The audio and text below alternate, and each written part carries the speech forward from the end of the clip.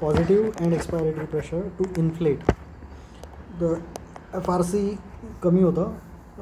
General anaesthesia दिल्यानंतर सुपाईन पोझिशनचा पण effect आहे. मसल रिलॅक्सेशन आणि VBAQ मिसमॅचमुळे FRC कमी होतं.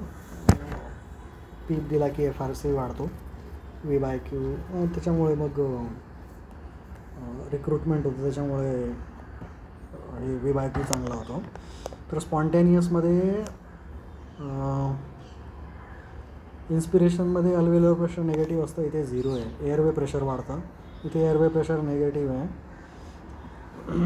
आणि दोन्ही ठिकाणी एअरवे प्रेशर इक्वलाइज होईल बाहेरसोबत. End expiration and inspiration, end दोन्ही एंडला प्रेशर ॲटमॉस्फिअरिक आहे.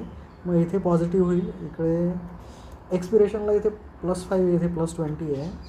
ड्युरिंग इन्स्पिरेशन इथे निगेटिव्ह 10चा तुमचा डिफरन्स असतो. हे पॉझिटिव्हच आहे. अल्व्हेओलर स्टार्टला 0 आहे, मग ते 0वरनं ते 20 तुमचं इकडे रिफ्लेक्ट होईल. एअरवेचं अल्व्हेओलरमध्ये 20 येईल. कार्डियक आउटपुट डिक्रीज होतो. तर मीन प्रेशर इम्पॉर्टंट आहे असं म्हणतो तो, पीक नाही, मीन. तर जे काही ॲडव्हान्टेज डिसॲडव्हान्टेज आहे ते मीनमुळे आहेत. मीन डिपेंड आहे टायडलवर, रेझिस्टन्सवर, कंप्लायन्सवर.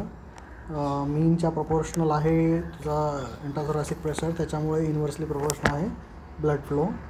तर व्हीनस रिटर्न कमी होतो, प्रीलोड कमी होतो, आफ्टर लोड पण कमी होतो. दोघांचं RV LV, त्याच्यामुळे कार्डियक आउटपुट कमी होतो. ॲटेलेक्टासिसमुळे FRC कमी होतो. FRC कमी झाला की AO ग्रेडियंट वाढतो.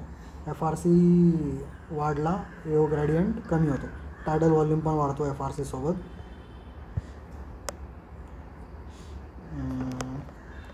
PPVमुळे दोघेही डिस्टंट होतात, एअरवे पण अल्व्हेओलस पण. तर एक्सेस दिला किंवा एक्सेस नाही, लंग काय होमोजेनस नाही आहे, त्याच्यामुळे अल्व्हेओलर आणि ॲनाटॉमिकल डेड स्पेस वाढते. तर VBAQ मिसमॅच पण होऊ शकतो. स्ट्राईक अ बॅलन्स पाहिजे, तो मोजून करायचा असतो. पुढे आपण पीप आणि मॅन्युअल्स बघू, त्याच्यात येईल ते. रिक्रुटमेंट होणार, VBAQ मॅच होणार, परंतु सगळीकडे नाही होत. काही अंडर ओपन्ड आहे त्या ओपन होतील, ज्या ओपन्ड आहे त्या आणखी ओपन होतील. त्याच्यामुळे रिक्रुटमेंट होईल ऑफ रिक्रुटेबल आणि distending of already recruited.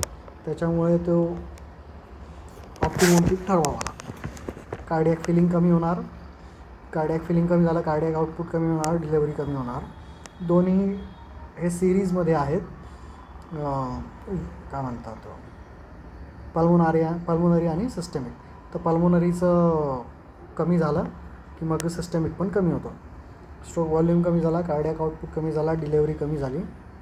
Mean dependent आहे इररेस्पेक्टिव्ह ऑफ मोडचं काही घेणं नाही आहे. तर रेसिड्युअल व्हॉल्यूम कमी होतो, RV व्हॉल्यूम कमी होतो, त्याच्यामुळे PAHमध्ये कामाचं आहे. फक्त इथे ऑलरेडी PAHवर डिपेंडंट आहे फ्लो, त्याच्यामुळे टॉफ आणि RV डिस्फंक्शनमध्ये आणखी जास्त तो एक्झॅगरेट होतो. टॅम्पोनॉइडसारखा इफेक्ट होतो. टॅम्पोनॉइडसारखा इफेक्ट प्रोनाऊन्स कशात आहे, एअरवे प्रेशर्सवर, आणि ब्लड व्हॉल्यूम जर कमी असेल तर तो आणखी प्रोनाऊन्स होतो. प्रीलोड आफ्टर लोड दोघेही कमी होतात, म्हणून फायदा आहे. जर LVH डिस्फंक्शन असेल, पल्मोनरी एडेमा असेल, LV डिस्फंक्शनमधनं रिकवर करायचं आहे. परंतु याचा डाऊनसाईड हे आहे की जेव्हा मग तुम्ही मेकॅनिकल व्हेंटिलेशन बंद करता तेव्हा प्रीलोड वाढतो, आणि मग लंग जर हार्ट जर तेव्हा तयार नसेल तर मग ते डिकम्पेन्सेट होतं. रिनल आर्टरी पण कंप्रेस झाल्या तर मग त्यांचं आउटपुट कमी होतं. तो म्हणतो 75च्या खाली मीन प्रेशर गेलं रिनल आर्टरीचं तर युरिन आउटपुट कमी होतं, सोडियम वॉटर रिटेन्शन होतं, ड्रग्सचं क्लिअरन्स कमी होतं. हिपॅटिकचं पण तो म्हणतो की कार्डियक आउटपुटमुळे आहे, सेकंडरी आहे, प्रायमरी नाही आहे. GITचं पण सेम आहे. हायपोपरफ्युजन झालं की तुमचा स्ट्रेस होईल, स्ट्रेसमुळे म्युकोझल डॅमेज होईल, स्ट्रेस अर्सल होईल, आणि मोटिलिटी पण वाढते. आणि मोटिलिटी कमी होते. मोटिलिटी कमी झाल्यामुळे गॅसियस डिस्टेन्शन पण होतं. म्हणून ICU केअर बंडलमध्ये तुमचं स्ट्रेस अल्सर, प्रोफायलॅक्सिस आणि प्रोकायनॅटिक दोघेही तुम्हाला द्यावे लागतात. Strike a balance.